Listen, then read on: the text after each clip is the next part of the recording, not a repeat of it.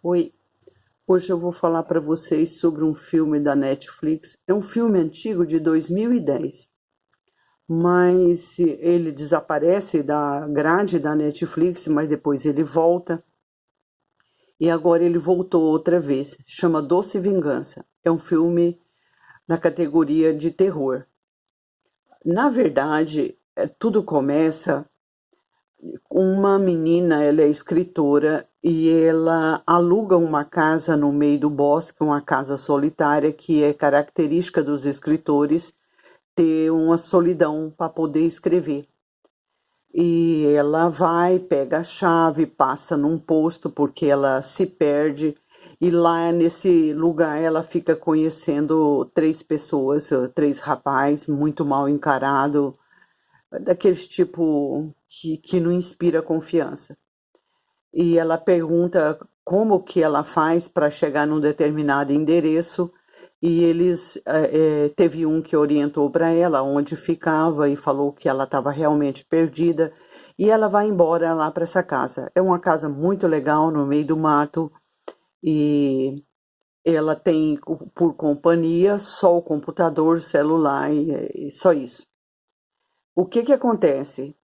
Esses caras que ela havia encontrado são pessoas de má índole, são pessoas ruins.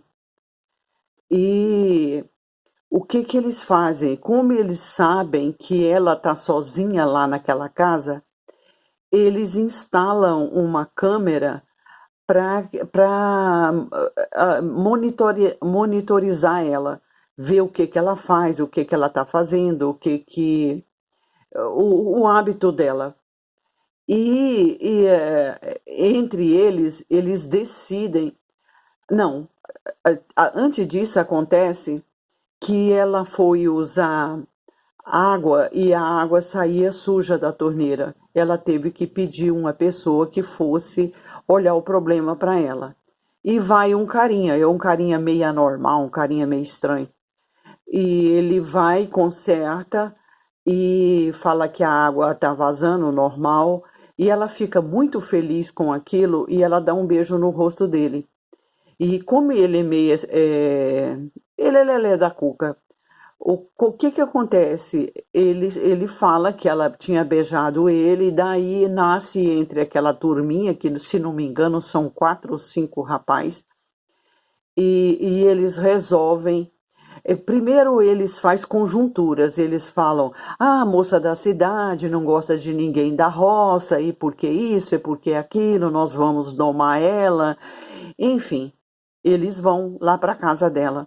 Primeiro eles ameaçam, eles jogam um passarinho morto na porta da casa dela, eles fazem todo tipo de pressão psicológica. E eles resolvem entrar. Ali ela sofre todo tipo de tortura, de assim, mandar ela relinchar, mostrar os dentes. Ela foi estuprada, segurada no chão, fez ela beber. É uma cena muito ruim de ver. É uma situação. Eu que sou mulher, eu me sinto muito revoltada de ver aquela situação que ela passou, com a covardia daqueles caras. E tinha entre eles um cara que filmava tudo. Tudo que acontecia, ele estava filmando. Quando ela foi estuprada e ela conseguiu desvencilhar deles, ela correu lá para fora. Nessa corrida que ela estava no meio da mata, ela encontrou um policial. E ela conta para ele que a casa dela havia sido invadida e contou a história para ele. E ele fala: vamos lá, eu vou te ajudar, e papapá. E não deu outra, e ele foi. E chegou lá, eles estavam escondidos, não encontraram mais os caras. E ele acabou encontrando um baseado que ela tinha fumado, tomado um vinho. E ele já começou a partir para um certo tipo de agressão, falou que ia fazer uma. Sabe quando fica palpando na pessoa para examinar, para ver se tem alguma coisa? E nessa hora ela percebeu que aquele policial também era um bandido, porque ele estava tendo atitude de assédio com ela. E não deu outra. Ele era comparsa daqueles marginais que tinha estuprado ela. E aí que ela sofre. Ela sofre violência de todos os tipos que você puder imaginar. De todos, todos. Não sobra um. E tudo é filmado. Até que ela está sangrando muito, ela sofreu horrores e ela é muito valente. Ela levanta e sai andando, tropeçando e vai para um lado de uma ponte, e eles atrás, com aquele jeito de gozação, falando que ia matar ela porque já tinha feito tudo o que eles queriam. E ela, na hora que ele vai atirar nela, ela salta dentro do rio. Ela se joga dentro do rio. E eles ficam desesperados, procurando, e eles passam dias procurando por ela e não conseguem encontrar. Aquele Lelé da Cuca lá, aquele idiota que eu também tenho muita raiva, ele ficou completamente obcecado por ela. Ele não ia embora para casa e ele ficava procurando por ela. E o delegado, antes disso, aquele policial falou para aquele que fotografava que era para destruir a fita. E ele tinha trocado a fita ali naquela hora, o policial pegou da mão dele, pisou e acabou com a fita. O que acontece? Passado um mês dessa violência que ela havia sofrido, ela retorna. Na história não conta como ela sobreviveu, mas ela veio muito valente. Ela veio, como tem o ditado, com sangue no olho. E o primeiro que ela pega é aquele aloprado, aquele guri besta lá que fala que gosta dela. E ela já amarra ele, aí ela prepara uma armadilha para aquele que fotografava, porque estava sempre procurando por ela. O delegado falava que tinha que achar ela, porque enquanto o corpo não aparece, não tem como provar que ela havia desaparecido. Enfim, ela consegue preparar aquelas armadilhas de urso e ela aparece na frente de um gorduço que filmava. E ele bota o pé naquela armadilha onde fica uma fratura exposta.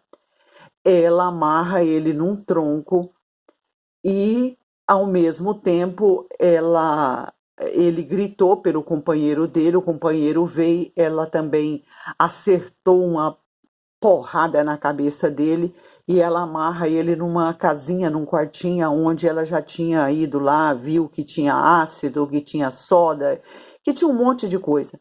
E ela amarrou ele dentro de um lugar que podia encher de água. E ela amarrou ele de uma tal maneira que, se tirasse um suporte que ele tinha assim no peito, o corpo dele enfiava dentro da água que ela tinha posto. Enfim, ela ficou entre esses dois, fazendo a vingança dela.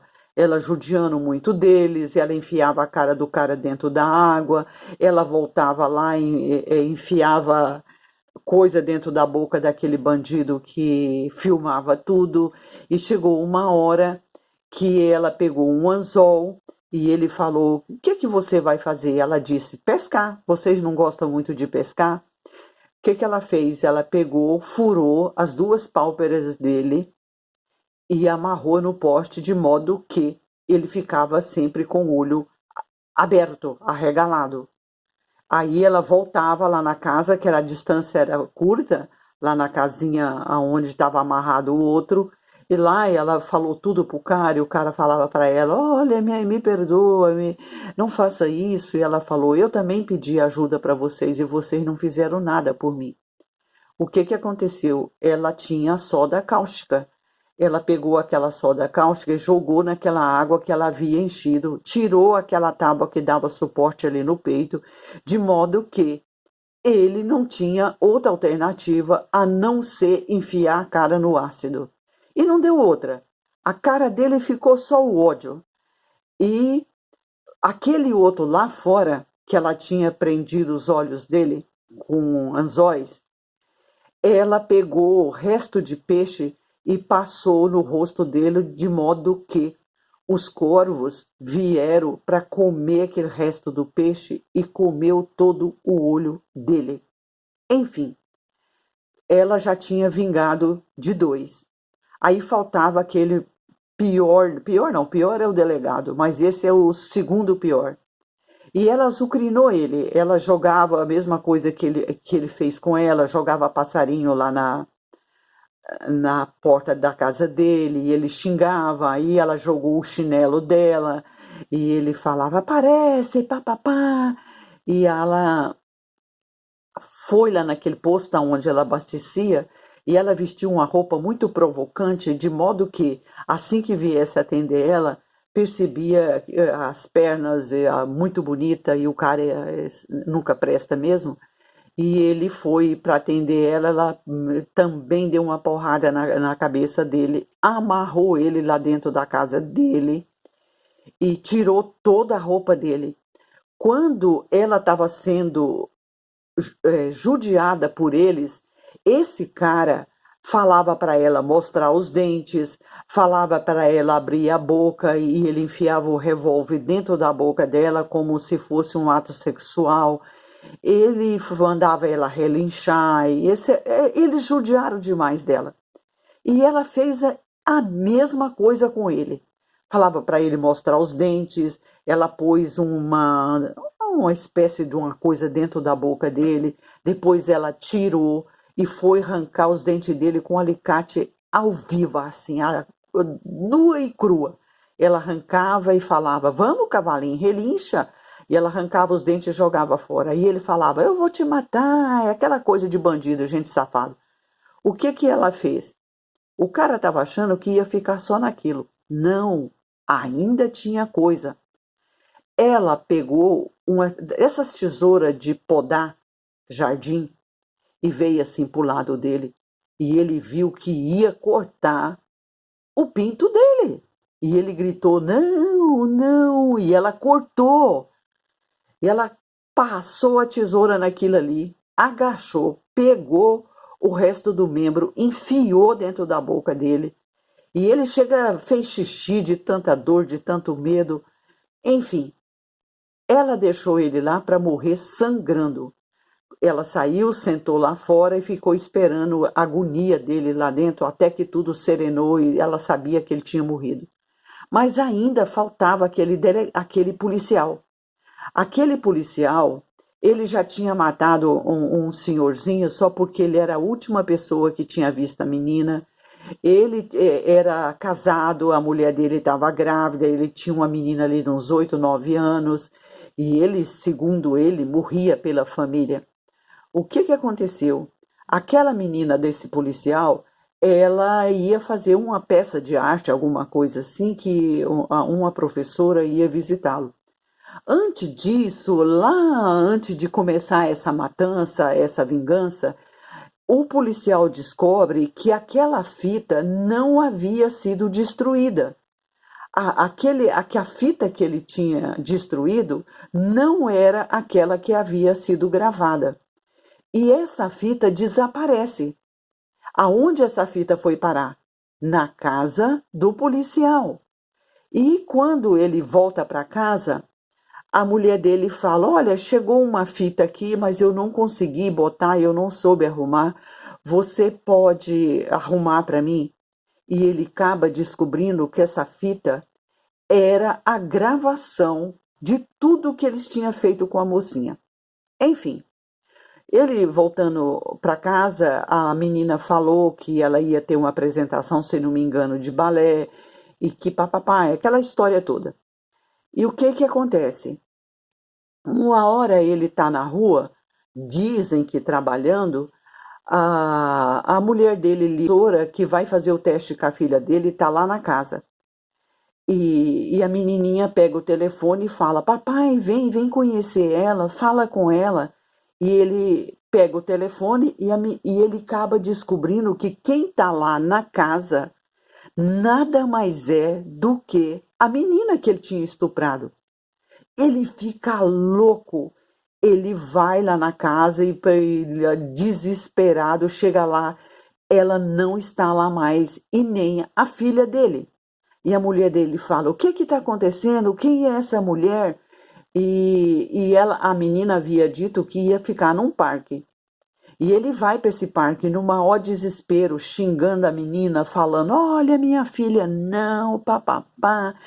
E ela entra dentro do carro na hora que ele desce e ela fica escondida no banco de trás.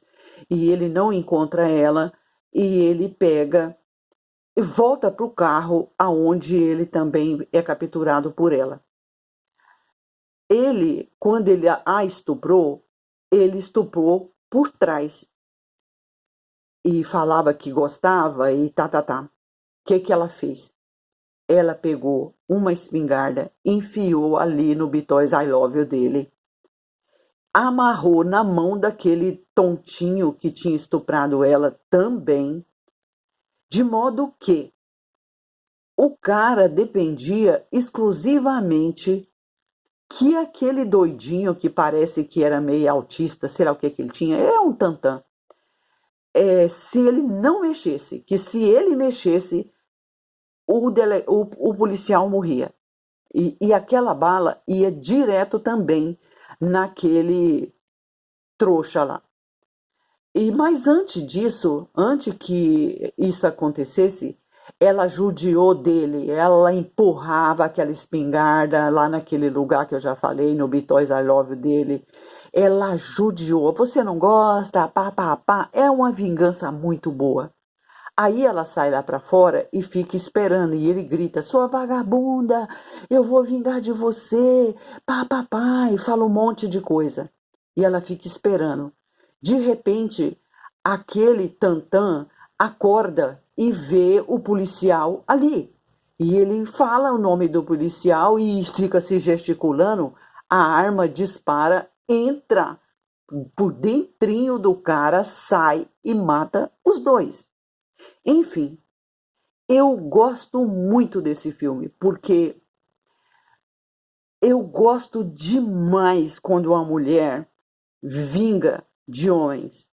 Todo filme que tem uma mulher que sofre maus tratos, que ela sofre na mão de alguma pessoa e depois ela vinga, ela faz trancos e barrancos com aquele homem, eu amo, amo.